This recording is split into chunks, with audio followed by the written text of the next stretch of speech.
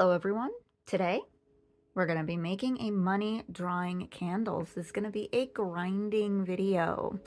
So for this one, we've got a couple of different ingredients.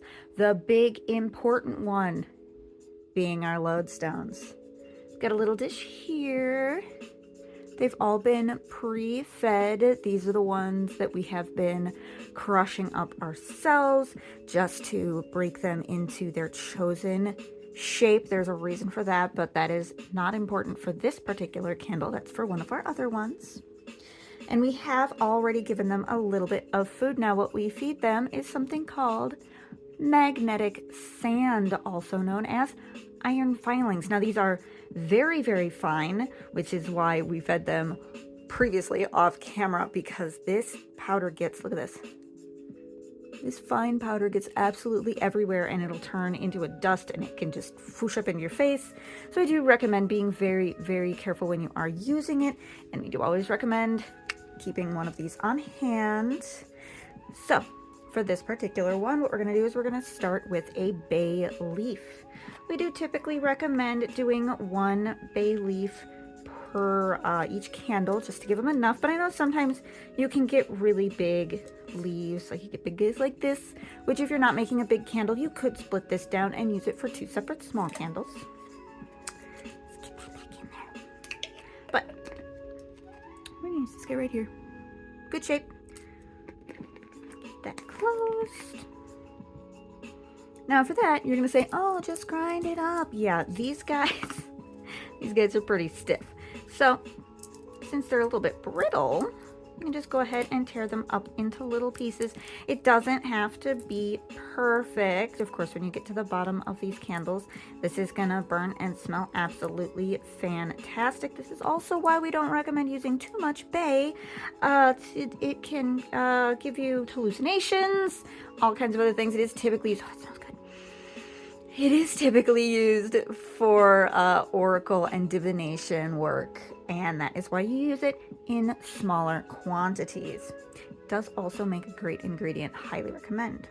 Next, we're gonna go with some High John the Conqueror root. Now these guys are funny little things. I think I've got a whole one still in here. So this is a High John root. It looks exactly like what you're thinking it looks like. Yeah, but this is in fact a root. You want the part that is kind of this bulbous conker shape here.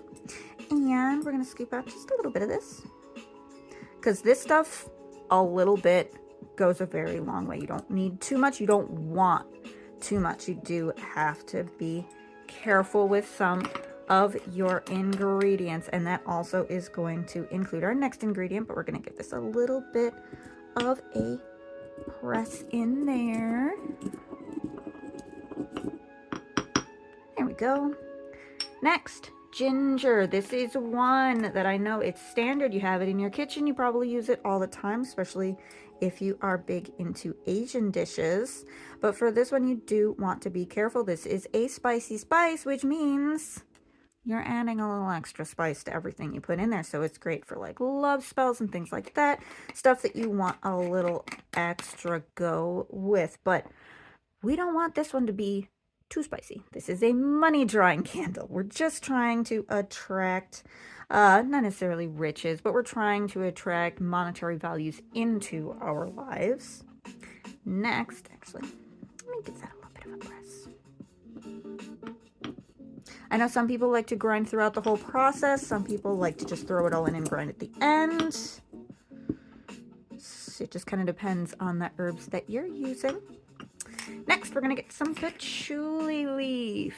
This one smells phenomenal. And this is one that you can't necessarily use too much, but I do have to be careful with these candles because I don't want it to have like a huge amount of like leaves, grassy stuff at the bottom, because once the candle does get down to the bottom, you are going to get a quick little flash burn on those. But that's why we use the jars that we do. These can handle up to a 90-degree sharp temperature change. Very good jars. Get that patchouli going.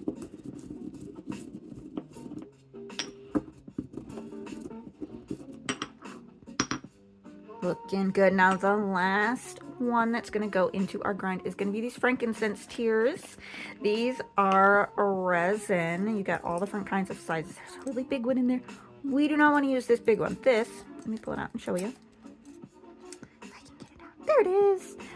This is going to be for if you're grinding multiple different blends at once, or if you're making a very large batch of blends, if you're making a bunch of incense. You could do this with some myrrh.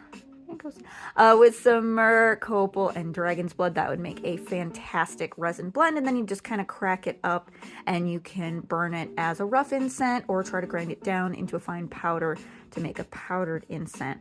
But since we're doing just a small candle here today, I want this one. That looks like it's either going to crack up nice or be a little sticky. I'm going to get this back in here. Shake, shake, shake, shake, shake, shake, shake. One more shake. There it goes. Gotta make sure the spoon gets in there.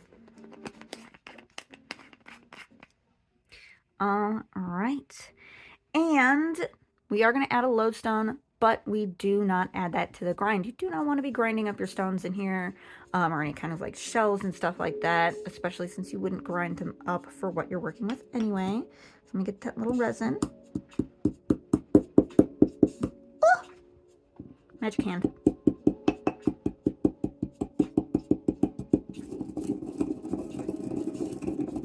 Oh, shake the whole show. There we go.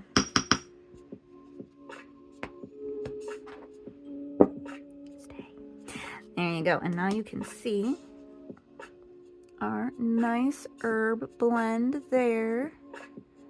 Very nice, very nice. So for this one, we're going to take one of our small candles.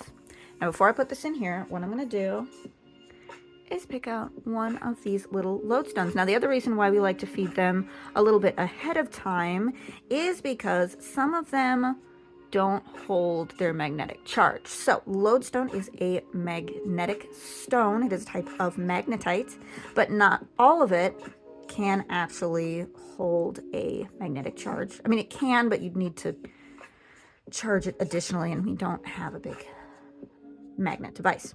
So what I'm going to do, feeling this one, feeling this guy here. Get him. Isn't cool? You can see kind of how all of the little hairs are holding on to him there. That's all those little fuzzy things that you see. So we're going to just pop him right in here. Boop. They always leave dust. So these little wipe takes care of it. So there is that. And we may add some additional of the magnetite sand, the lodestone food, onto this later before we actually pour the wax. We do want to wait right until we pour the wax. But I'm going to pour this in here. Let's see.